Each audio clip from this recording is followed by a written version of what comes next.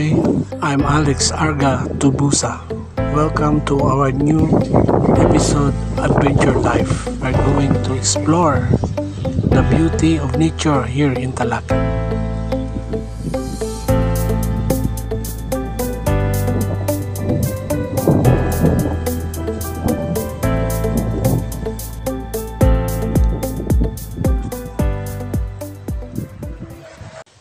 Hello mga kaibigan, Luzon, Visayas, Mindanao, saan man sulok ng mundo, magandang umaga, magandang tanghali, magandang gabi. Kasama na ang Sabah, Malaysia. What's up mga kaibigan?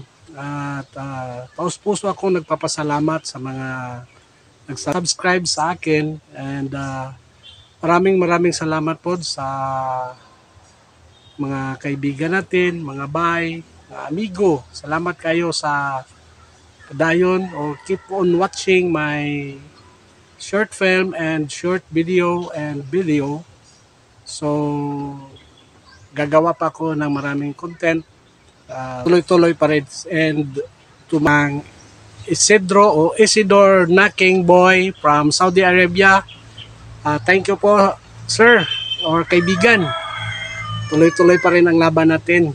Kang Sir Reds Turima, shout out din po sa iyo, especially sa kay Mr. Bike Tayo 7055, shout out po. At sa mga kaibigan natin dyan, episode ng mga video ko na i-upload, kung gusto niyo magpa-shout out, chat naman kayo or mag-message or comment down below para makasali kayo sa next upload ko ng mga video.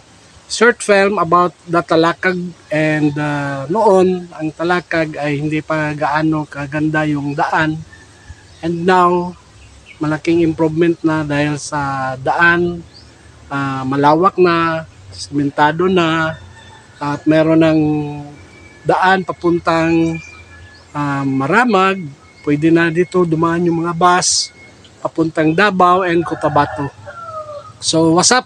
So keep on watching my video and don't forget to subscribe and click the notification bell para ma-update kayo sa mga upload ng mga video natin. And anyway guys,